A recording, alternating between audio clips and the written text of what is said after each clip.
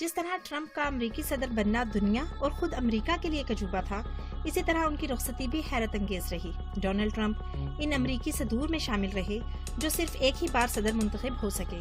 Democratic party के 77 साल Joe Biden नए सदर के तौर पर हल्फ की तैयारी कर रहे हैं। सदर ट्रंप का दौरे हुकूमत खासा हिजान खेज रहा।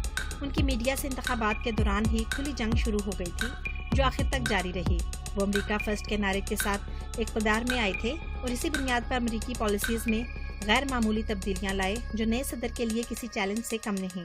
हेल्थ केयर बिल मंसूख किया, अमेरिका चीन ट्रेड वॉर शुरू की, ईरान की न्यूक्लियर डील से दस्तबरदार हुए, मौसमियाती तब्दीली के पेरिस मुआहदे को खैरबाद कहा। उन्होंने अपने करीबी हलीफों को, जिनमें नेटो ममालिक भी शामिल थे, नाराज किया। कनाडा और मेक्सिको से ताल्लुकात में तलखी आई, लेकिन इसके साथ मिडिल ईस्ट में अरब इसराइल ताल्लुकात का नया बाब शुरू किया। शुमाली कोरिया के रहनुमा से 2 मुलाकातें की और बाहमी मसाइल हल किए। अफगानिस्तान में तालिबान से मुआहदे किए, जिससे खित्ते में अमन की बुनियाद पड़ी। सबसे बढ़कर उन्होंने कश्मीर पर सालसी की पेशकश की। फिर ये कि डोनाल्ड ट्रंप ही के दौर में अमेरिका ने 2 कोरोना वैक्सीन तैयार की। गुज़िश्ता बरस मुत्तहिदा अरब अमारात, बहरीन, मराकश और सूडान ने इसराइल को तस्लीम करते हुए इससे सफारती ताल्लुकात कायम किए। अब इनके ताल्लुकात न सिर्फ मामूल पर आ चुके हैं, बल्कि तेजी से मुख्तलिफ मुआहदे भी हो रहे हैं। अरबों और इसराइल के दरमियान 4 खौफनाक जंगें हो चुकी हैं, जिनमें इसराइल ही फातेह रहा। फिर एक नए दौर का आगाज हुआ और मिस्र और उर्दन ने इसे तस्लीम कर लिया। अब इसे तस्लीम करने वाले अरब और दीगर मुस्लिम ममालिक की तादाद 7 हो चुकी है।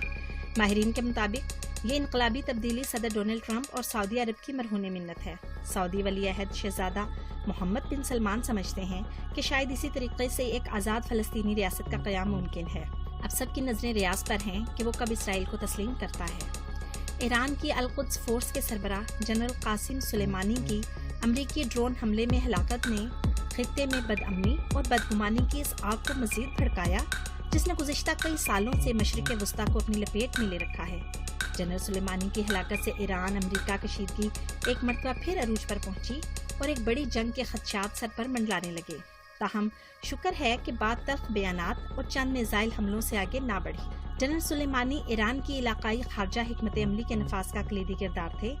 इस पॉलिसी का मकसद ईरानी मफादात का तहफ़्फ़ुज़ और मशरिक़ वस्ता में असर और रसूख मुस्तहकम करना है।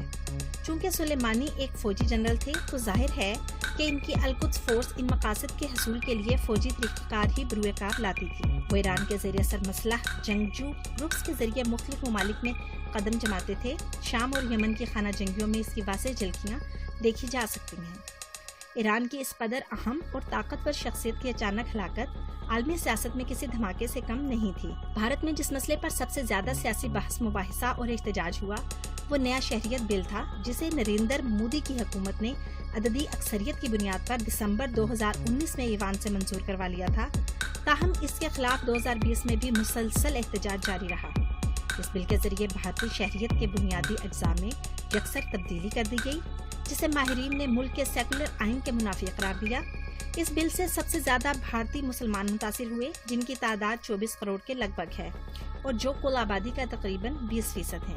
अलीगढ़ यूनिवर्सिटी और जामिया मिलिया दिल्ली से शुरू होने वाला एहतजाज जल्द ही मुल्क के तूलो अर्ज में फैल गया और एहतजाज में हिंदू, ईसाई, सिख, बुद्ध मत के पैरोकार और दिल्लत अपराधियों के अफराद भी शामिल हो गए। 12 से ज्यादा रियासतों ने इस मतनाज़े बिल को अपनी अमलदारी में नाफिज करने से इनकार कर दिया। मोदी हुकूमत ने एक और बिल के जरिए कश्मीर को 3 हिस्सों में बांट दिया और इसमें सूबे बना दिए। ये इक़दाम अक़वाम मुत्तहिदा की करारदादों की सरीह खिलाफ वर्जी है, जिसमें वाज़ेह तौर पर कश्मीर को एक मतनाज़ा इलाका करार दिया गया है। दूसरी जानिब वादी में लॉकडाउन भी जारी रहा और रियासती सरपरस्ती में जुल्म और सितम भी, जबकि पाकिस्तान मुसलसल दुनिया की जानिब तवज्जो मबसूल करवाता रहा।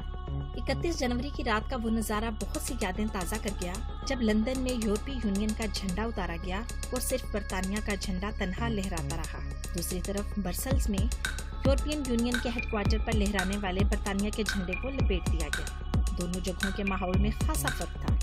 लंदन में जश्न और खुशी से तमतमाते चेहरे, जबकि ब्रसेल्स में उदासी और आंसुओं से डबडबाई आंखें। 40 साल पुराना साथ छूट गया। फलस्तीन एक मरतबा फिर मशरिक़ वस्ता की सियासत का महवर बनकर सामने आया। अमरीकी सदर डोनाल्ड ट्रंप ने 2 रियासती हल के तहत फलस्तीनी स्टेट का नया मंसूबा पेश किया, जिसे अमरीका ने डील ऑफ दी सेंचुरी करार दिया, जबकि फलस्तीन के सदर महमूद अब्बास ने इस प्लान को मुस्तरद कर दिया। इधर सदर ट्रंप के मुआवजे की तहरीक को शिकस्त हुई اور اس کے ساتھ ہی وہ دوبارہ پوری طاقت سے نہ صرف اپنی مدت پوری کرنے کے اہل ہو گئے بلکہ سال کے آخر میں ہونے والے صدارتی انتخابات میں بھی بھرپور حصہ لیا۔ دسمبر کے مہینے میں ایک اچھی خبر یہ بھی آئی کہ قطر اور سعودی عرب کے درمیان تعلقات پھر سے بحال ہونے کو ہیں۔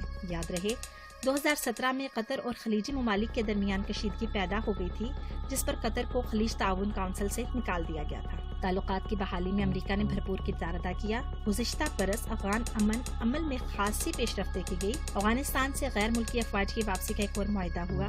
اس میں امریکی اور باقی مائندہ نیٹو افواج کے انخلاء کا طریقہ کار طے کیا گیا۔ 29 فروری کو قطر کے دارالحکومت دوحہ میں ہونے والے معاہدے میں بیشتر نکات وہی تھے جو فروری 2019 کے معاہدے میں طے پائے اور جن کا امریکہ اور افغان طالبان کی طرف سے بار بار اعلان بھی کیا گیا۔ امریکی فوجوں کی مرحلہ وار واپسی، قیدیوں کی رہائی، افغان سرزمین کو ہر قسم کے تشدد سے پاک رکھنے کے ساتھ اسے دوسرے ممالک کے خلاف استعمال نہ ہونے دینے جیسے اہم نکات معاہدے کا حصہ تھے۔ نیز سب سے اہم بات افغان انٹرا ڈائیلاگ رہی، جس کا سادہ سا مطلب یہ ہے کہ موجودہ افغان حکومت اور افغان طالبان کے درمیان مذاکرات اور پاور شیئرنگ کا فارمولہ وضع کیا جائے۔ 50 ممالک کے نمائندوں کے سامنے ہونے والے اس معاہدے کو دنیا بھر میں سراہا گیا۔ افغان طالبان اسے اپنی جدوجہد کا ثمر قرار دیتے ہیں اور امریکہ نے اسے اپنی کامیاب پالیسی قرار دیا۔ پاکستان مطمئن ہے کہ اس نے سہولت کاری کر کے امن میں اپنا حصہ ڈالا۔ بعد ازاں ستمبر کے وسط میں دوحہ میں ہونے والے انٹرا افغان مذاکرات میں اشرف غنی حکومت اور طالبان وفد امریکہ کی سرپرستی میں ایک ہی میز پر بیٹھے۔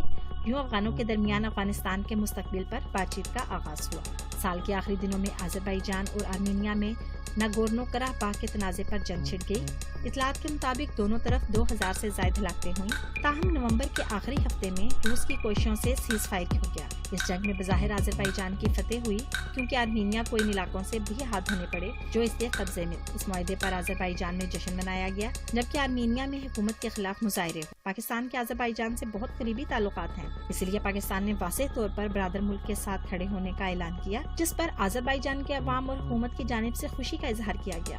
ثانیہ بیروت گزشتہ برس کا ایک المناک واقعہ تھا جس سے دنیا ہل کر رہی۔ 4 اگست کو ہونے والے دھماکوں کے بعد بیروت چیختا، روتا اور تڑپتا رہا۔ ان دھماکوں نے آدھے شہر کو کھنڈرات میں بدل دیا۔ 159 سے زائد شہری ہلاک اور 5000 سے زائد زخمی ہوئے۔ اس سانحے پر عارضی وزیر اعظم سمیت پوری کابینہ مستعفی ہو گئی۔ لبنانی صدر مشیل اون نے کہا کہ دھماکے کا سبب امونیم نائٹریٹ کا وہ ذخیرہ تھا جو بندرگاہ کے گودام میں برسوں سے پڑا تھا۔ دھماکے کی شدت کا اندازہ اس امر سے لگایا جا سکتا ہے کہ 250 کلومیٹر دور واقع ملک قبرص میں ان کی وجہ سے زلزلے کے جھٹکے محسوس کیے تھے۔ ایک اندازے کے مطابق ان دھماکوں میں 15 ارب ڈالرز کا نقصان ہوا۔ لبنان کی طاقتور ملیشیا حزب اللہ نے واضح طور پر کہا کہ اس کا اس ذخیرے سے کوئی تعلق نہیں۔ دنیا نے اس تباہی کی مذمت کی اور فرانس کے صدر پہلے غیر ملکی رہنما تھے جو اس سانحے کے بعد بیروت پہنچے۔ یاد رہے لبنان نے اپنی آزادی فرانس ہی سے حاصل کی تھی اور اس کے لبنان سے بہت ہی قریبی معاشی تعلقات ہیں۔ راجہ پاکسے کے خاندان نے ایک مرتبہ پھر سری لنکا کے انتخابات واضح اکثریت سے جیت لیے۔ 7 اگست کو ہونے والے انتخابات میں گوٹابایا راجہ پاکسے کی سیاسی جماعت پیپلز فرنٹ نے 245 میں سے 145 نشستیں حاصل کی۔ گوٹابایا کے بھائی مہندرا راجہ پاکسے کو وزیر اعظم کا عہدہ دیا گیا۔ نیوزی لینڈ میں جسنڈرا آرڈرن ایک مرتبہ پھر الیکشن میں کامیاب رہی اور دوسری ٹرم کے لیے وزیر اعظم کے عہدے پر فائز ہوئیں۔ انہوں نے اس وقت اپنے بیانات اور اظہار یکجہتی سے مسلمانوں اور خاص طور پر پاکستانیوں کے دل جیت لیے تھے، جب ایک انتہا پسند نے مسجد پر حملہ کر کے بہت سے افراد کو شہید کر دیا تھا۔ نیوزی لینڈ اور سری لنکا ان چند ممالک میں شامل ہیں جہاں کرونا وائرس کے باوجود الیکشن ہوئے۔ 2020 تو جیسے تیسے گزر ہی گیا، کرونا وائرس کی ویکسینز بھی آ گئیں۔ اب دنیا بھر کی لیڈرشپ اور عوام کو اس تیز رفتار ترقی کی بحالی کے لیے مل کر کوششیں کرنی ہوں گی تاکہ کرونا کی شکل میں آنے والی قدرتی آفت اپرچونٹی میں تبدیل ہو سکے۔